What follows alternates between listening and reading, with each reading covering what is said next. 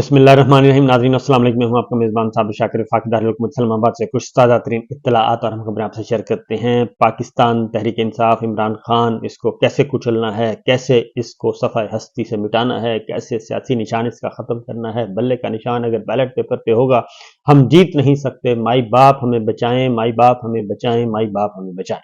ये आहो बका है जो कि उठ रही है। कल मौलाना साहब की और लाडले साहब की मुलाकात हुई और दो लाडलों के दरमियान मुलाकात का एजेंडा, बुनियादी एजेंडा यही था कि अगर बैलेट पेपर पे बल्ले का निशान होगा तो हम ये इलेक्शन नहीं जीत सकते, किसी भी सूरत में नहीं जीत सकते। और ये पूरी दुनिया जानती है, पूरी दुनिया में इस वक्त ये बात रोज़े रोशन की तरह अय्या है कि पाकिस्तान के अंदर अगर कोई जमात है, कोई लीडर है तो वो पाकिस्तान तहरीक इंसाफ और इमरान खान है और इनको शिकस्त नहीं हो सकती। और उनके जो नंबर्स हैं वो बहुत ऊपर जा चुके हैं, पॉपुलैरिटी का जो लेवल है वो बहुत ऊपर तक जा चुका है और वो पकड़ाई नहीं दे रहा। अब इसको रोकना कैसे है?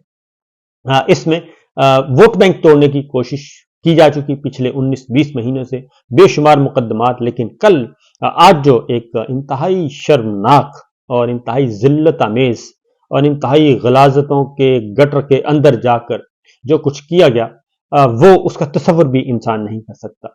लेकिन हम क्योंकि ये इस वक्त नौजवान नस्ल है, यूथ जिसको कहते हैं, जिसको इन्होंने गाली बना दिया है, यूथ को मैं कुछ बताना चाहता हूं और खास तौर पे एक तालिब इल्म के तौर पे, पॉलिटिकल साइंस का मैं एक तालिब इल्म हूं, तारीख का तालिब इल्म हूं। इसलिए ये जो कुछ आज एक मुलाजिम के जरिए और खाबरमाने का और फिर उसके मुलाजिम के जरिए जो गंद उछाला गया है और उस गंद को जो फैलाने की जिम्मेदारी सौंपी गई है, उस गंद से कुछ भी नहीं होना। ये बात ज़हन में रखिएगा, कुछ भी नहीं होना सिवाय इसके कि हम अपने बच्चों को, अपनी माओं बहनों बेटियों को ये बता रहे हैं कि हम कितने गलीज हैं, हम कितने गलीज हैं, हम घर वापस कैसे जाएंगे। ये सब कुछ काम करने के बाद हम अपनी बेटियों को कैसे फेस करेंगे, अपनी माओं बहनों को कैसे फेस करेंगे कि हमने आज कितना बड़ा कारनामा सरअंजाम दिया है। तो इसलिए इससे कोई फर्क नहीं पड़ेगा, इससे वोट बैंक नहीं खत्म होता, इससे पॉपुलैरिटी खत्म नहीं होती, इससे कोई सपोर्ट नहीं छोड़ता, क्योंकि सबको मालूम है कि वो एक शख्स है, वो जेल में कैद है, 200 से ज्यादा मुकदमात हैं और उन्होंने कल सिर्फ 5 मिनट उनको मिले थे। 121 दिन के बाद 5 मिनट, और 5 मिनट में उन्होंने 3 सवालात किए थे और 3 सवालात में उन्होंने कुछ नहीं मांगा था। उन्होंने कहा था कि आए इन्वेस्टिगेशन करवाएं, 9 मई की भी इन्वेस्टिगेशन करवाएं, सागर की भी इन्वेस्टिगेशन करवाएं, बुलाएं जाए बाजवा को और शुरू करें ओपन कोर्ट में समात और देखते हैं कि सच क्या है, हक क्या है। और उन्होंने कुरान पाक पे एक हल्फ दे दिया था कल अपनी अहलिया के बारे में और ये सब कुछ हुआ। लेकिन आज जो एक गलाजत का एक गटर खोला गया है और उसके बाद उसको फैलाया जा रहा है, तो मैं आपको बता दूं कि ये कोई नई नहीं है, ये बात कोई नई नहीं है। खास तौर पे पॉलिटिकल साइंस और जर्नलिज्म के जो हमारे नौजवान हैं, उनके लिए एक बात, ये पाकिस्तान की सियासत में ये गलाजत जो है वो बहुत पुरानी है और ये गलाजत यही कर सकते हैं, इसके अलावा और कोई नहीं कर सकता। क्योंकि मोहतरमा बेनज़ीर भुट्टो के बारे में आपको बता दूं, क्योंकि आज तो ये तो इमरान खान साहब तो एक मर्द हैं और उसके बाद जाहिर उनके साथ बुशरा बीबी हैं, बुशरा बीबी को ये रुस्वा कर रहे हैं, उनकी अहलियां हैं और उनको शोहर को मिला लिया और सबको मिला लिया और मिला के तो एक गंद। और ये मुकदमा जो है, ये इद्दत वाला मुकदमा, ये 3 दफा पहले आके वापस लिया जा चुका है। 2 दफा पहले, एक दफा आया, फिर वापस लिया, फिर दूसरी दफा, फिर वापस लिया। और गवाह कौन है इसमें? गवाह है मुफ्ती, जो कि पहला निकाह भी कहते हैं मैंने पढ़ाया, दूसरा भी मैंने पढ़ाया। तो आप मुफ्ती किस नौइयत के हैं कि आप निकाह पे निकाह पढ़ाए जा रहे थे? तो बहरहाल शौहर है, उसको 6 साल बाद ख्याल आया और फिर वो अपना मुलाजिम लेके आया और मुलाजिम किस गाड़ी में आया, ये एक अलग दास्तान और सोशल मीडिया पे है। उसमें कितनी सदाकत है, कितनी नहीं है, उसको सोशल मीडिया जाने और वो जाने। लेकिन मैं आपको बता दूं कि हमारी तारीख, ये खास तौर पे ये जो लाडले हैं ना, लाडलों ने मोहतरमा बेनज़ीर भुट्टो के साथ क्या किया था? मोहतरमा बेनज़ीर भुट्टो, ये लाडलों की पॉलिटिक्स ही ये है, गलाजतों के ढेर में रह के पॉलिटिक्स करना। और जो भी सामने खड़ा हो, खा वो जज खड़ा हो, खा वो वकील खड़ा हो, खा वो सहाफ़ी खड़ा हो और खा वो कोई दानिश्वर खड़ा हो, खा वो जर्नैल खड़ा हो, खा वो कोई भी हो, तो जो भी सामने आए उस पे ये गलाजतों के ढेर फेंकते हैं। और उसके लिए मैं आपको बताऊं कि मोहतरमा बेनज़ीर भुट्टो जब आई तो ये तो सांदा रोड पे एक दफ्तर खोला गया प्रोपेगेंडा सेल के लिए खास तौर पे। और उस सांदा रोड में बैठते कौन थे? ये एक बहुत नामवर शख्सियत हैं, आजकल वो कहीं और पाई जाती हैं। तो घात घात का पानी पिया हुआ है, सांदा रोड पे वो बैठ के ये काम करते थे। क्या करते थे? उनका सारा दिन काम ये था कि मोहतरमा बेनज़ीर भुट्टो की तस्वीर लेके, यानी कि अच्छी खासी तस्वीर लेके उनको वो बेलिबास करते थे, और बेलिबास करके उनकी बेतौकीरी वाली तस्वीरें काट छांट के उसको फिर हेलीकॉप्टर्स के जरिए गिराया जाता था इलेक्शन कैंपेन में मोहतरमा बेनज़ीर भुट्टो की तस्वीर को। अल्लाह ताला उनको जन्नतुल फिरदौस में जगह दे, शहीद हैं, इसमें कोई शक नहीं है। तो उन्होंने बहुत भुगता है इन लाडलों की इस गलाजत को। फिर उससे अगली बात करूं, ये तो कुछ भी नहीं है। फिर जो पहला इलेक्शन हुआ 88 का, ये मैं अब आपको मुस्तनद को चैलेंज करेगा तो मैं आपको फिर उनको बता भी दूंगा कि मुस्तनद इत्तलाआत हैं। मैं अभी पढ़ रहा था, पुराना निकाला, मैंने कहा जरा देखूं इन्होंने मोहतरमा बेनज़ीर भुट्टो के साथ क्या क्या किया था। तो जो ज़ियाउल हक साहब ने जो पहला 1988 का, जब मोहम्मद खान जुनेजो की गवर्नमेंट को फारिग किया गया और उस वक्त जो इलेक्शन अनाउंस किया गया, तो क्योंकि 1986 में मोहतरमा आ गई थी और इलेक्शन पाकिस्तान में जब मोहम्मद खान जुनेजो वजीर आजम बने 1985 में, तो 86 में वो लैंड कर चुकी थी, 86 में। तो उसके बाद उनके आते वक्त भी जब वो लैंड किया, तो उस वक्त भी एक बहुत ज़्यादा खबरें, क्योंकि उस वक्त अखबारात होते थे या पीटीवी होता था, तो वहाँ पे भी कुछ ऐसी तस्वीर और जारी की गई कि जनाब ये हो गया, वो हो गया, वो हो गया। खैर बहरहाल ये मोहतरमा को जिट करने के लिए, क्योंकि वो टकराने के लिए आ रही थी, वो लड़ने के लिए आ रही थी जमहूरियत, और वो इसी माफिया के साथ टकराने के लिए आ रही थी, ये जो माफिया इस वक्त ये सब कुछ कर रहा है।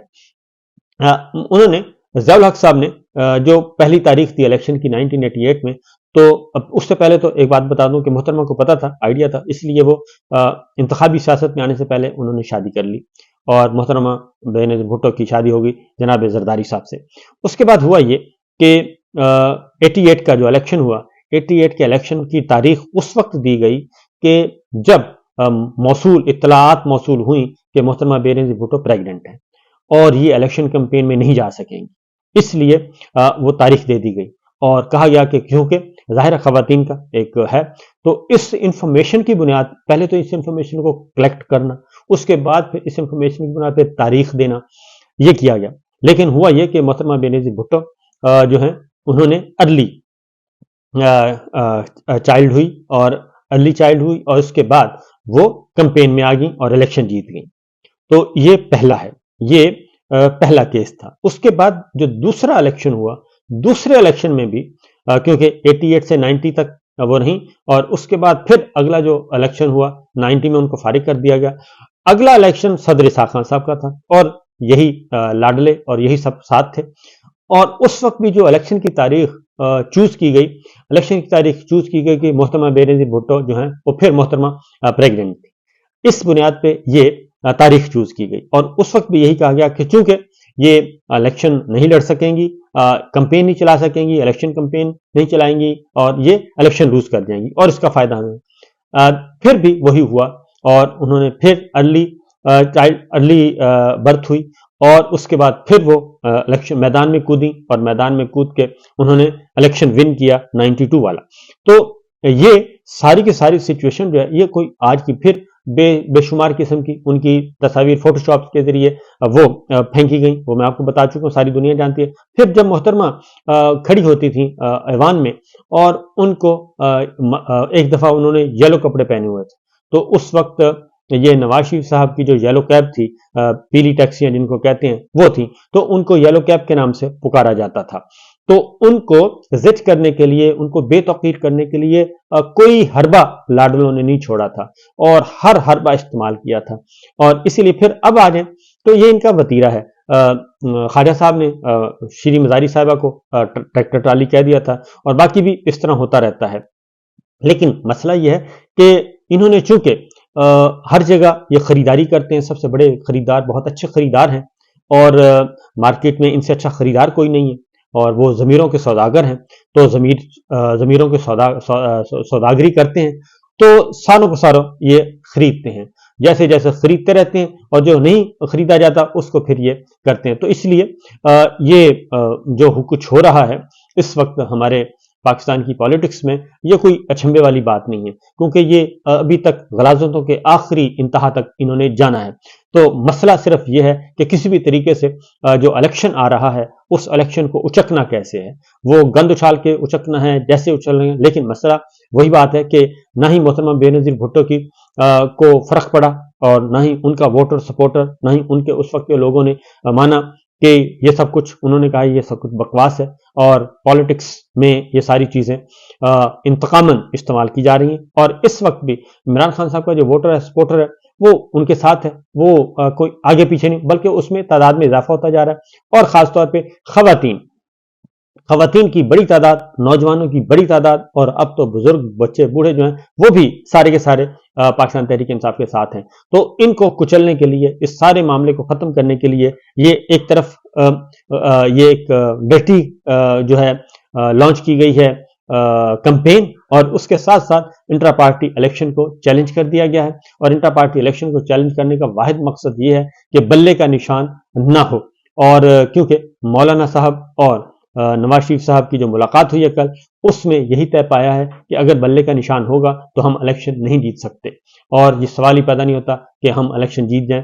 تو یہ بلے کا نشان کو مٹانے کے لیے پہلے انٹرا پارٹی الیکشن کو سیٹ اسائڈ کیا گیا، الیکشن کمیشن نے کیا، اور وہ بھی دنیا بھر کی پاکستان کی ساری سیاسی جماعتوں کے صرف ایک مثال ملتی ہے کہ انٹرا پارٹی الیکشن کو سیٹ اسائڈ کر دیا گیا اور نہ مانا ہو. تو بہرحال مسئلہ صرف اتنا ہے کہ ہماری عدالت، وکالت، صحافت، سب کچھ، اور یہ سارے کا سارا اس وقت شدید ترین پریشر میں ہے یا کمپرومائزڈ ہے.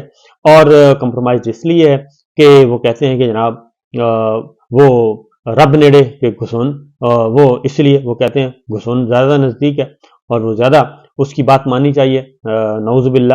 تو بہرحال معاملات یہ ہیں کہ ابھی یہ سلسلہ ابھی چل رہا ہے. تو دسمبر بہت بھاری ہے.